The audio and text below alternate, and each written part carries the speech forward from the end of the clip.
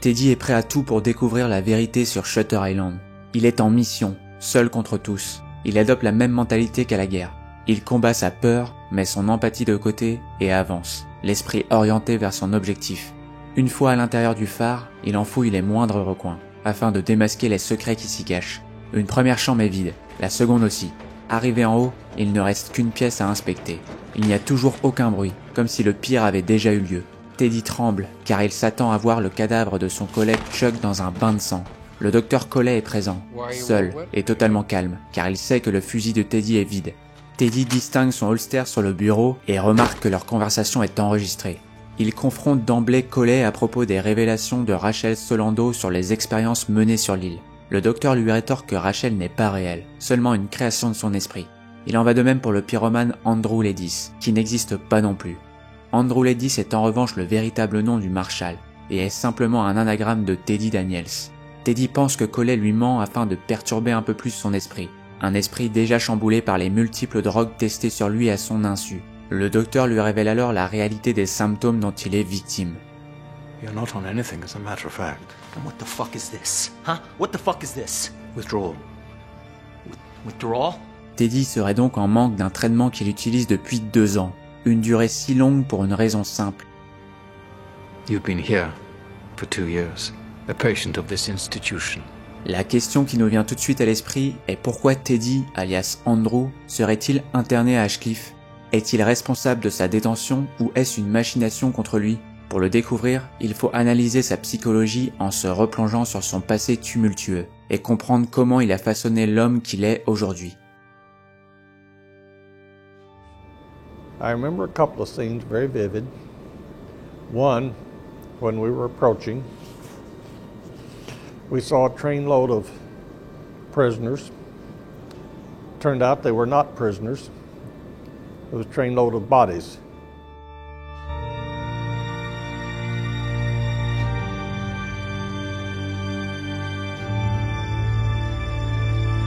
Il faut d'abord revenir au commencement, la Seconde Guerre mondiale et son impact psychologique sur Andrew. En 1942, Andrew est affecté au 157e régiment d'infanterie de l'armée de terre. Il combat en Italie, dans le sud de la France et en Allemagne. Début 1945, les troupes alliées prennent du terrain sur les nazis. Sachant pertinemment qu'ils allaient être vaincus, les SS cherchent à effacer au maximum les preuves de leurs crimes de guerre. Ils craignent également qu'en cas de libération des prisonniers de camp, ces derniers ne s'attaquent aux civils allemands. Début avril, ils décident donc de déplacer 34 000 prisonniers du camp de Buchenwald vers Dachau. 28 000 sont embarqués dans une marche forcée de 300 km, tandis que 6 000 sont entassés dans 50 wagons. Le trajet s'éternise pendant 20 jours, car les voies ferrées sont bombardées par les Américains. Plus de la moitié des passagers y laisseront leur vie. L'odeur émanant de ces trains est la première chose qu'Andrew et ses frères d'armes remarquent en arrivant à Dachau. En s'approchant des wagons, les Alliés s'attendent à tomber sur des prisonniers certes amaigris et malades, mais en vie. Rien ne les prépare à découvrir 3500 cadavres empilés dans les wagons, dont certains dans un état de décomposition avancée. Cette horreur n'est que le début, puisqu'Andrew entre à l'intérieur du camp et fait face à ce que de nombreux soldats décriront par la suite comme des squelettes ambulants. Certains prisonniers ne pèsent en effet plus que 30 kilos. Face à la barbarie des nazis, les soldats américains, épuisés par la guerre et enragés par ces atrocités, rassemblent une cinquantaine de SS désarmés et les fusillent sur le champ. D'autres marines confient leurs fusils à des prisonniers qui se vengent de leurs bourreaux. Les gardes les plus sadiques sont quant à eux tabassés à mort par les prisonniers en guise de vengeance. Durant cette journée du 29 avril 1945, Andrew ressent du dégoût, de la tristesse, de l'incompréhension, mais surtout de la culpabilité. Il se sent coupable de ne pas avoir pu sauver davantage de familles. Même une décennie plus tard, ce poids le ronge de l'intérieur, comme on peut le voir dans l'une de ses visions. Il y a aussi un autre sujet qui, lui, est évité par Andrew, la prise en main des survivants. Au moment de la libération du camp, les Marines n'étaient pas formés à soigner des personnes si amaigries et malades. Pour soulager leur souffrance, les soldats ont donc naturellement décidé de leur distribuer toutes les rations qu'ils avaient. Leur système digestif n'était cependant pas adapté à recevoir autant de nourriture. Quelques jours voire quelques heures après l'ingestion, de nombreux prisonniers perdront donc la vie. Sans le vouloir, plusieurs soldats américains étaient donc à l'origine de la mort de multiples prisonniers, renforçant ainsi ce sentiment de culpabilité. Tous ces moments tragiques sont restés gravés dans l'esprit d'Andrew, qui n'avait alors que 25 ans.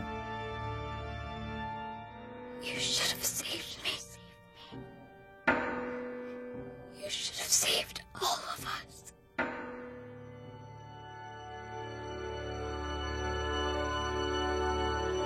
De la même manière que Travis Bickle de Taxi Driver, Andrew souffre du trouble de stress post-traumatique provenant de son passé militaire.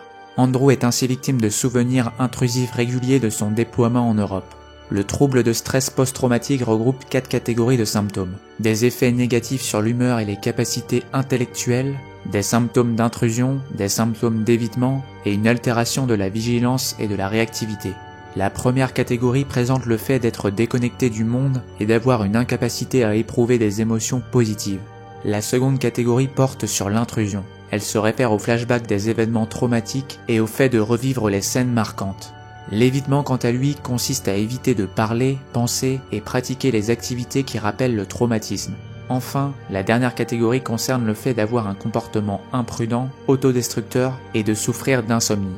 Le sommeil est en effet très impacté par le stress post-traumatique. Environ 3/4 des militaires souffrant du trouble se plaignent de perturbations dans leur sommeil. Andrew ne dérange pas à la règle, puisqu'il est victime de cauchemars concernant Dachau, notamment lorsqu'il est amené d'urgence à l'infirmerie. La caractéristique de ces cauchemars est qu'ils sont réplicatifs, c'est-à-dire que ce sont les mêmes qui se répètent encore et encore. Pour Andrew, il s'agit de la découverte des cadavres de prisonniers de camp et de la petite fille qui lui demande pourquoi il ne l'a pas sauvée. L'impact d'un dérèglement du sommeil est terrible lorsqu'il est associé à un traumatisme. Le sommeil est en effet primordial dans la gestion des émotions et de l'humeur durant la journée. Un sommeil agité entraîne une forte instabilité émotionnelle et favorise l'anxiété, la tristesse et la colère. Pour Andrew, ce sont donc ces cauchemars couplés à son sentiment de culpabilité qui ont créé chez lui une forme de mal-être et de profonde tristesse. Pour y remédier, il s'est réfugié dans l'alcool et a délaissé sa femme Dolores. Devenue maniaco-dépressive, sa douleur passe totalement inaperçue aux yeux d'Andrew. Elle finit par craquer un jour et met le feu à son appartement, ne faisant heureusement aucune victime. Le couple décide ensuite de s'installer dans une maison au bord d'un lac avec leurs 3 enfants. Andrew minimise, voire nie les souffrances de sa femme. Il pense donc qu'en changeant simplement d'environnement, Dolores sera guérie. Il ne conçoit pas que la dépression est une véritable maladie et que son comportement est une des causes de l'état psychologique de sa femme. Un soir, il rentre du travail et se sert un verre d'alcool comme à son habitude. Il se rend alors compte que la maison est beaucoup trop calme pour un samedi. Loris?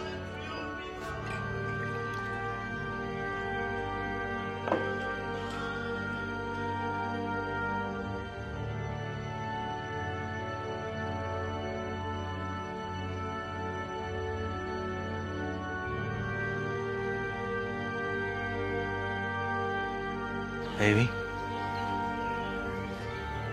Why are you all wet?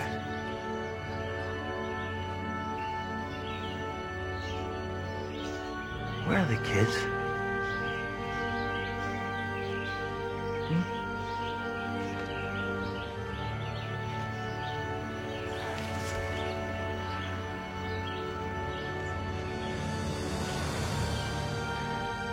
Oh my god.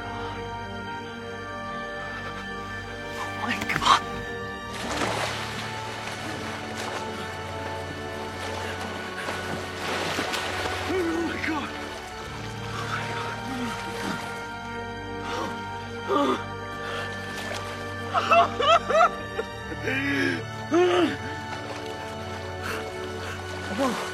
No, please, God. Please, God, no!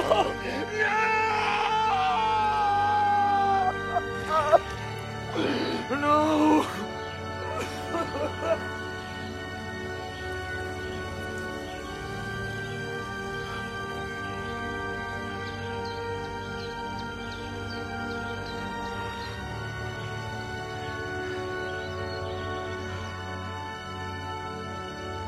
Let's put them at the table, Andrew. We'll change their clothes. Tomorrow we can take them on a picnic.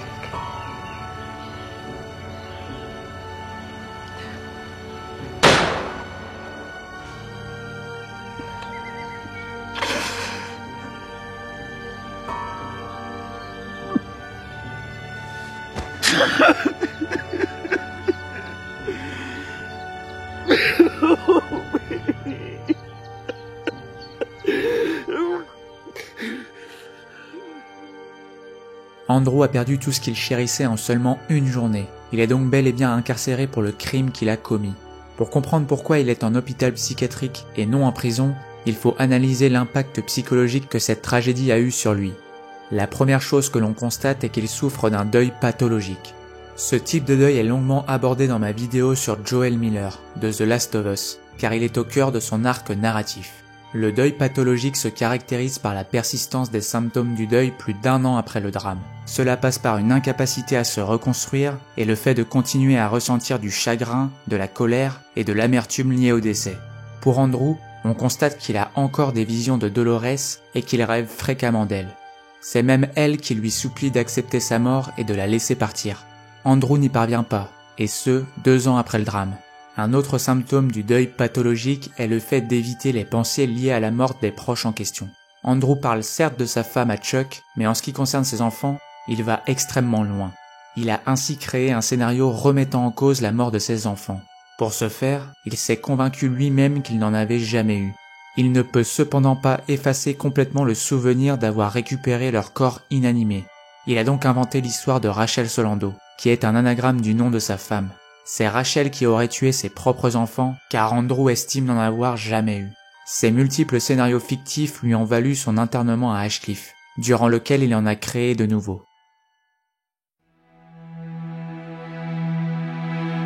Le trouble dont Andrew souffre lorsqu'il prend son traitement est le trouble délirant.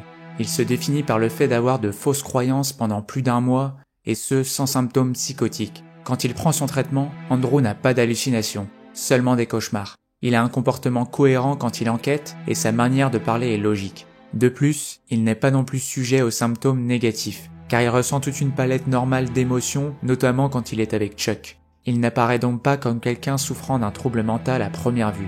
Cela devient cependant le cas lorsqu'il est privé de son traitement. Dès lors, il est à nouveau victime de symptômes psychotiques.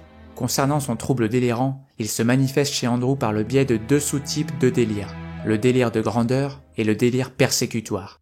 Le délire de grandeur est présent lorsqu'une personne est persuadée d'avoir un grand talent ou d'avoir fait une importante découverte. Andrew est concerné par le second cas de figure. Même s'il se considère toujours comme US Marshal, on ne peut pas en déduire que c'est un délire narcissique car il l'a bel et bien été par le passé.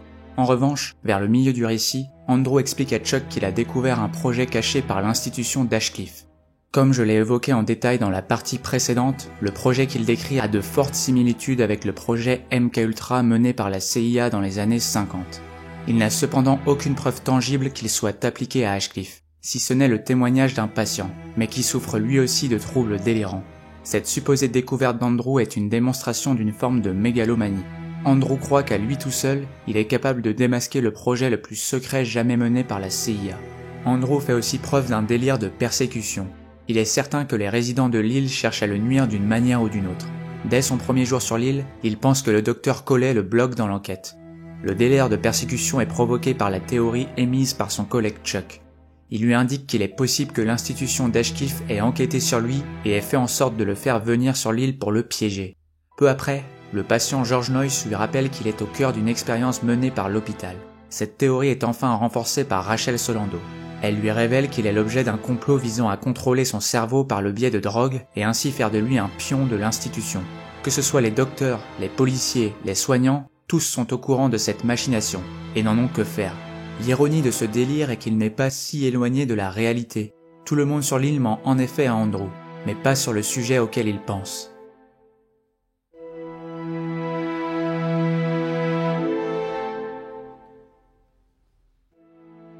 Andrew est bel et bien victime d'un complot de la part d'Ashcliffe. Dans la définition classique du complot, les comploteurs cherchent à nuire à leur cible. Toute l'originalité de ce complot est qu'il vise à l'aider, à le soigner de ses délires. Andrew est en fin de compte le 67e patient de l'hôpital, mais aussi le plus dangereux. Ses multiples agressions contre des soignants et des patients ont convaincu la direction de le condamner à être lobotomisé. Le docteur Collet a néanmoins décidé de lui donner une dernière chance par le biais d'une expérience à grande échelle. Tout d'abord, son collègue Chuck n'est pas un US Marshal, mais en réalité son psychiatre Lester Sheehan. Pendant 2 ans, lui et Collet ont tenté en vain de le convaincre de l'incohérence de ses histoires. Dès qu'Andrew parvenait à accepter la vérité, il retombait quelques jours plus tard dans le déni face à la douleur associée à ces drames. Voyant que les mots ne suffisaient pas, Coley a décidé de mettre en place la plus grande expérience psychiatrique jamais menée sur un patient. Il a ordonné à chaque résident de l'île de conforter Andrew dans ses délires. Chaque docteur, policier et soignant devait alors considérer Andrew comme un marshal enquêtant sur la disparition de Rachel Solando, une patiente fictive. L'idée était qu'une mise en situation réelle avait plus d'impact que des mots. Devant l'impossibilité et le manque de logique de chaque délire, Andrew devait de lui-même réaliser qu'il niait la vérité. Mais comme l'a très bien dit le docteur, Sanity is not a choice. Marshall, you can't just choose to get over it.